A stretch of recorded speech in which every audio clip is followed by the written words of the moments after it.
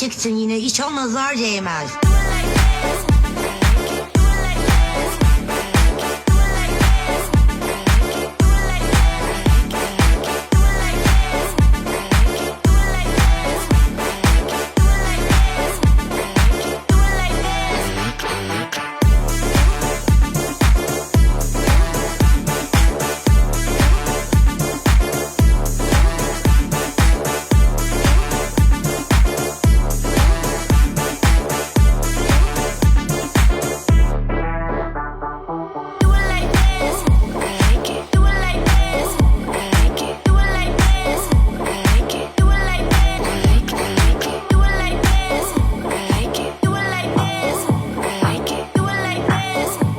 Çok dikkat çıksın yine, hiç o nazar değmez.